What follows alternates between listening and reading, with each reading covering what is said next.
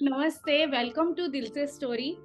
मेरा नाम प्रियंका कपूर शर्मा है और मैं यहाँ आज पहली बार पॉडकास्ट यहाँ पे होस्ट कर रही हूँ। और हमारे साथ जो गेस्ट हैं उनका नाम है पारुल चतुर्वेदी। वैसे तो मैं उन्हें दी बोलती हूँ, तो आज दी से हम उनकी स्टोरी सुनना चाहेंगे कि उनकी लाइफ में कैसी उनकी जर्नी रही है और वो अभी क्या कर रही हैं। तो वेलकम पारुल दी, कैसे हो आप?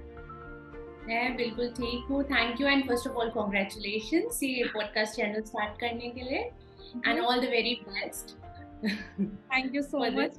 Okay. And again thanks for calling me. So दी अभी कहाँ हूँ आजकल आप? मैं आजकल बेंगलुरु में हूँ। ओके। तो यहाँ एज यू नो मेरी अपनी कंपनी है फिक्सडिक्स टेक्नोलॉजी के नाम से।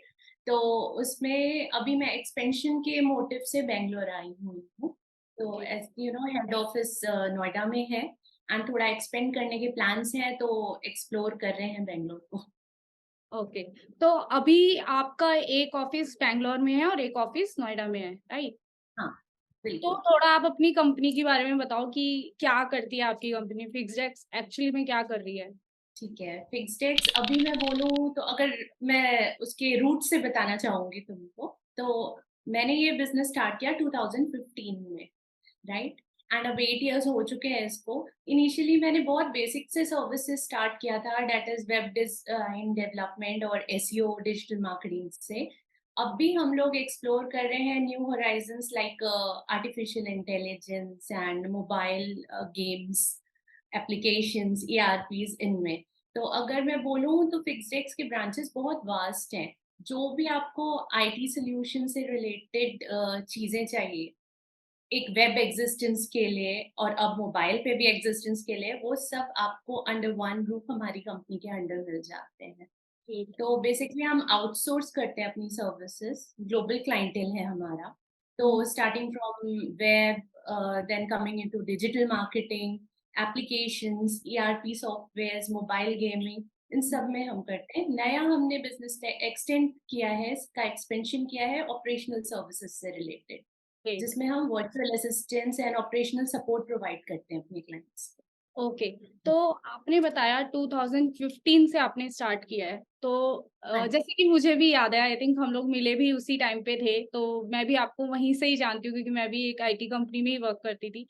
तो आपका मतलब कैसे स्टार्ट हुआ? क्या सोचा आपने 2015 में, ऐसा क्या हुआ कि आपने सोचा कि मैं कंपनी रन करती हूँ अब? अगर मैं बोलूँ तो मैंने अपनी जॉब स्टार्टिंग करनी शुरू की थी। ऑल्दो जब मैं एमबीए करने आई थी, तो माय एजुकेशनल बैकग्राउंड, मैंने बीबीए किया, देन एमबीए किया फाइनेंस एंड मार्केटिंग में। तो हुँ। थोड़ा माइंडसेट उधर ही बन गया था कि मुझे बिजनेस करना है। लेकिन हुआ ये कि आप एकदम से तो घुस नहीं सकते हो, और कोई पुश्तैनी प्रॉपर्टीज तो है नहीं कि लगा दिया इन्वेस्टमेंट ना टाटा बिरला है। तो होता क्या है कि यही लगा कि थोड़ा 4-5 साल मार्केट में रह के देख लेते हैं कि होता क्या है। बहुत अच्छी सी सीख है, आप गलतियाँ दूसरों के साथ कर सकते हो, अपने पे नहीं कर सकते हो। तो जितना सीखना है, दूसरे के पास काम करके सीख लो। तो मैंने हमेशा यही कोशिश की कि मैं स्टार्टअप्स को जॉइन करूँ, बिकॉज़ वहाँ वो आपसे मल्टीटास्किंग कराते हैं।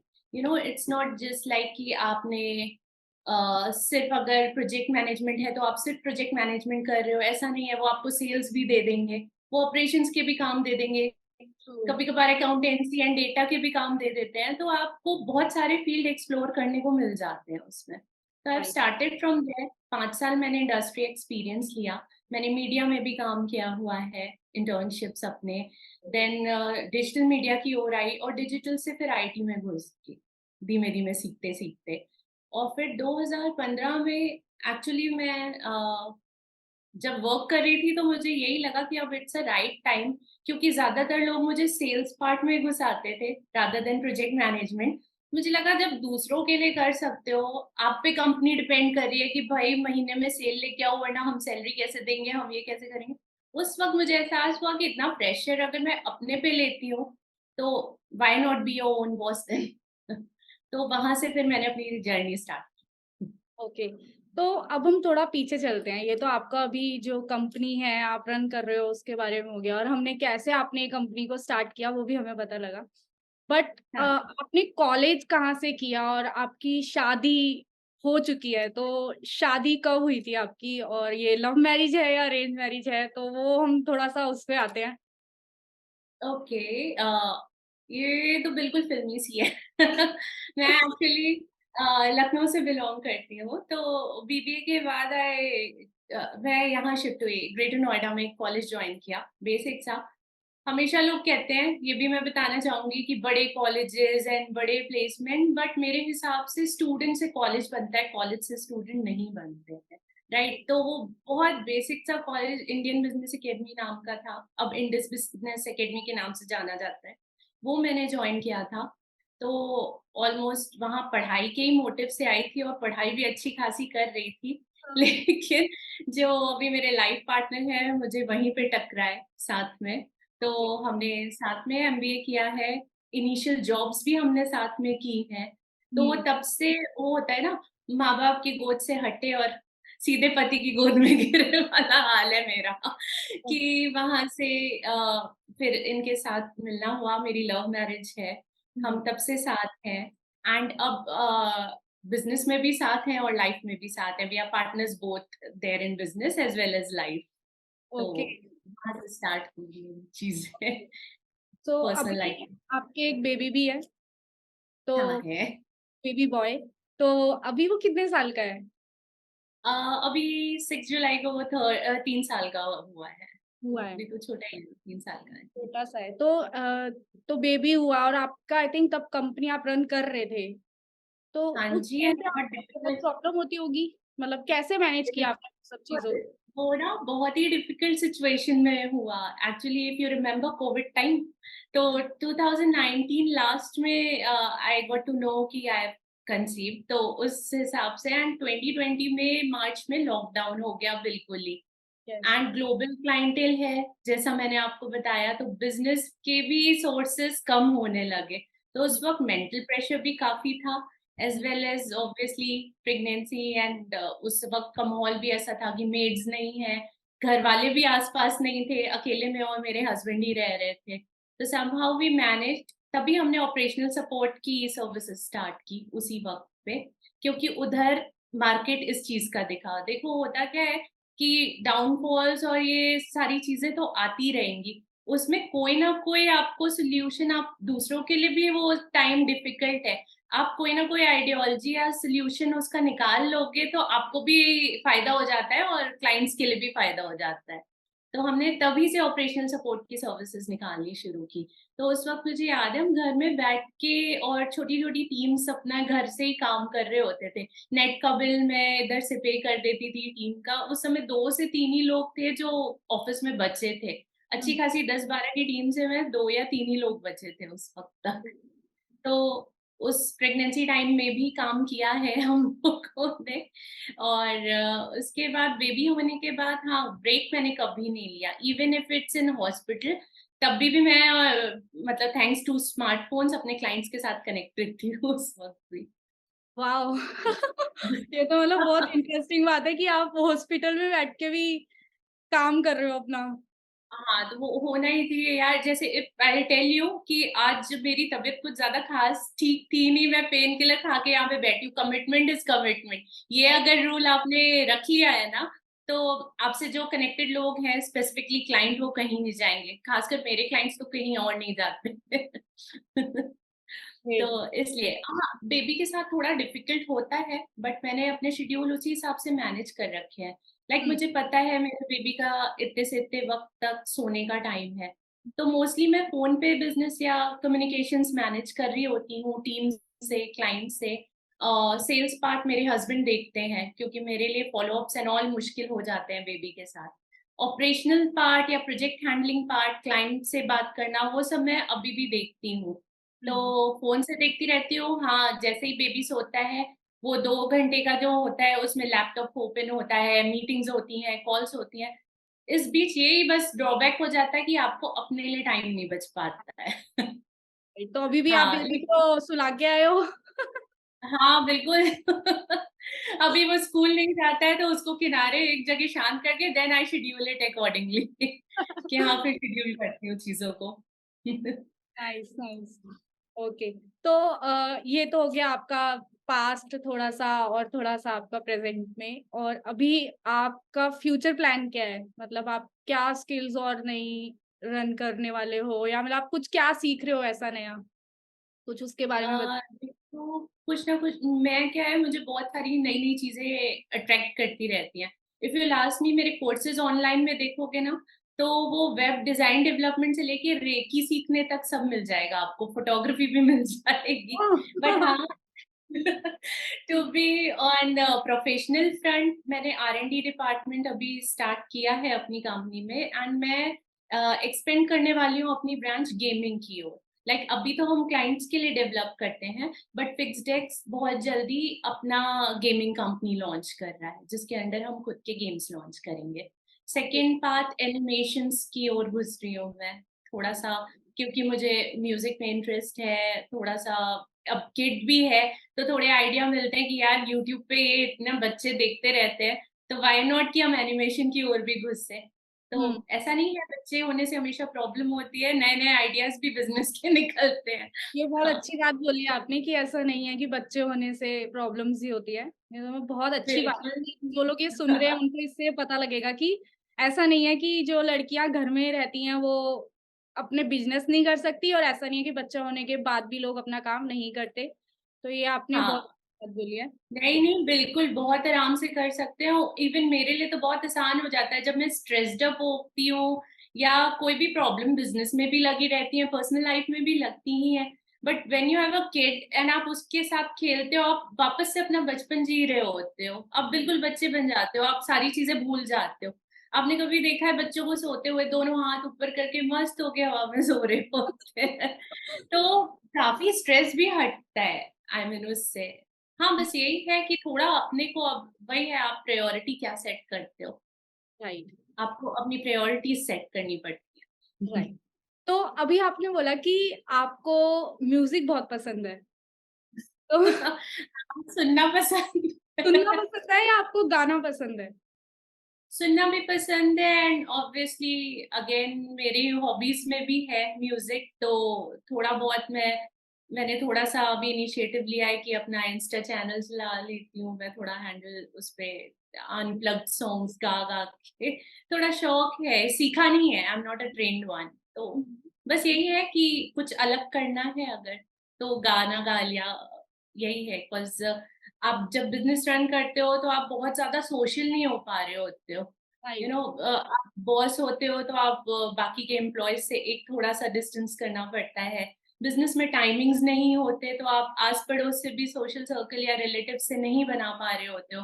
तो आपकी हॉबीज़ या इंटरेस्ट ही आपका साथ दे पाते हैं उस वक़्त कि हाँ, आराम करो। तो है तो कि इस सैटरडे संडे नहीं रहता है, अगर आप अपना काम कर रहे हो तो। उसमें है तो अगर आपके ग्लोबल क्लाइंट्स हैं तो आपके डे एंड नाइट भी नहीं रहते। आई मीन मेरे हस्बैंड सेल्स में हैं, इधर सेल्स हेड करते हैं कंपनी में। तो आई हैव सीन हिम वो 3 बजे भी पिंग करेगा मैसेज ना तो वो उठ के चेक करेंगे ही करेंगे कि कहीं कोई क्लाइंट ना मिस हो जाए। हुँ, तो तो है। होता ही है। तो अभी हुँ। आप बैंगलोर में रह रहे हो, और मतलब हाँ। नोएडा आना-जाना रहता है, या फिर बैंगलोर से ही चल रहा है अभी सब?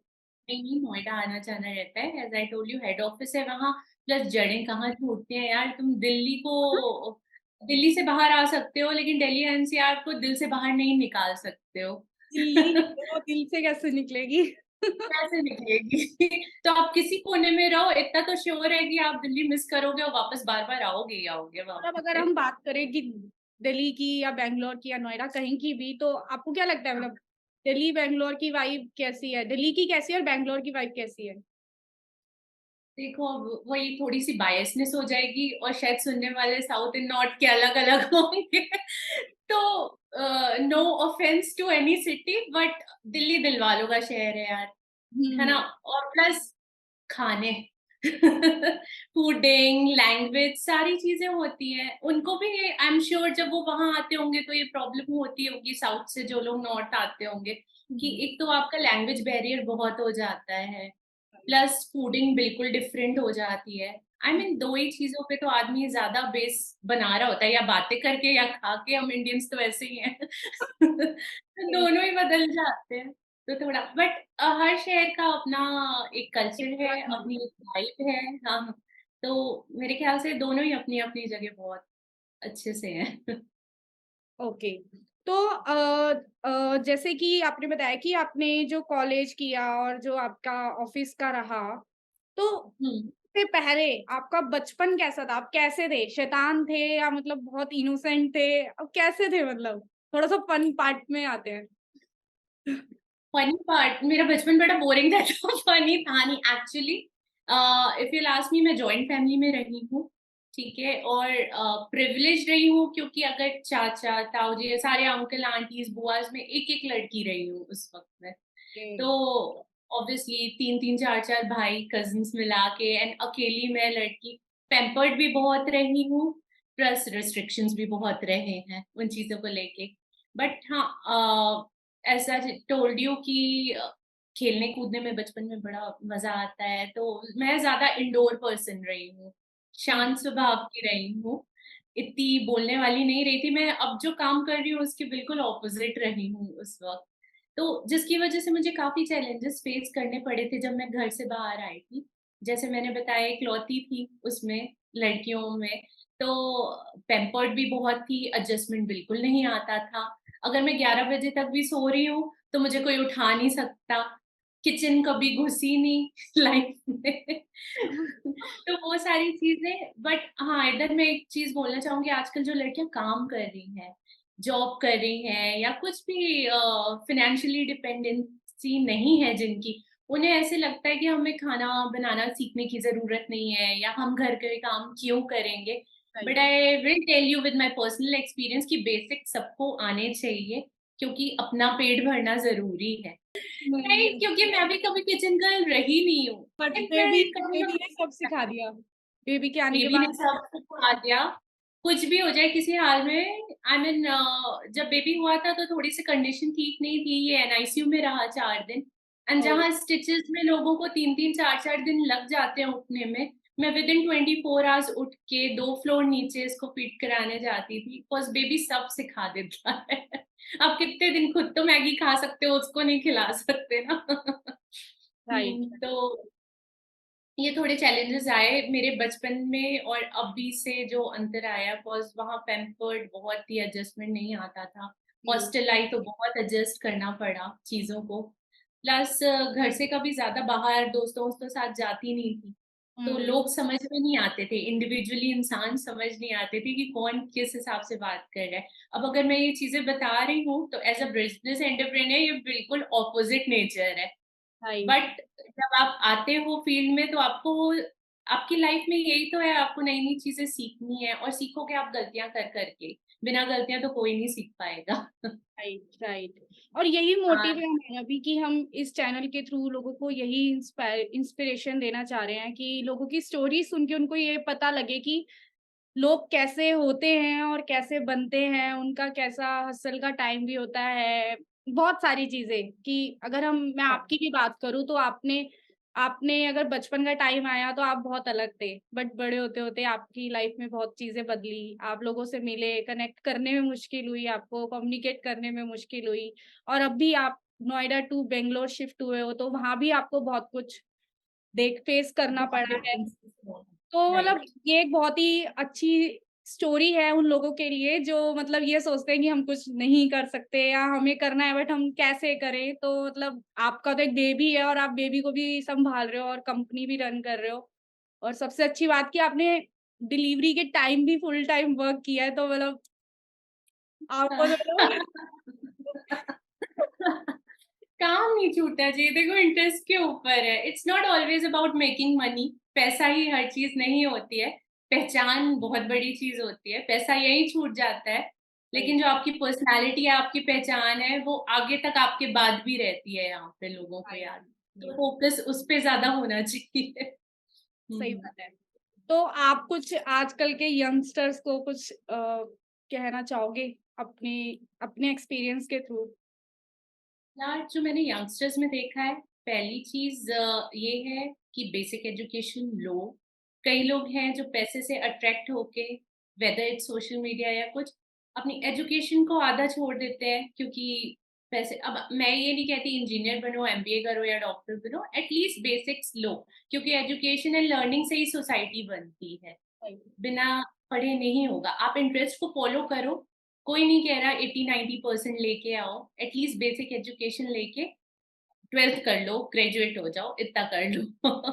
सेकंड चीज, रिस्क टेकिंग एबिलिटी थोड़ी या बहुत ज्यादा लगती है लोगों में, या बहुत ही कम हो जाती है। कई लोग हैं जो चीजें शुरू करना चाहते हैं, स्पेसिफिकली फीमेल्स, तो वो डर रही होती हैं स्टार्ट करने से। इससे मेरे को ना इरफान खान की एक मूवी थी, कौन के नाम से इनके साथ शायद से, उसका बड़ा अच्छा सा डायलॉग याद है कि उसे बता रहा होता है कि उसका एक दोस्त था, उसने नई गाड़ी खरीदी और वो नहीं निकालता था ये सोच के कि जिस दिन शहर की सारी जो ट्रैफिक सिग्नल्स हैं वो ग्रीन होंगे तभी मैं गाड़ी निकालूंगा।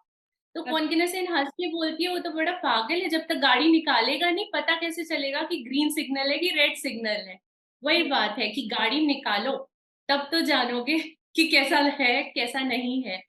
डरो मत रिस्क लेने से, बस इतना ही बोलना चाहूंगी।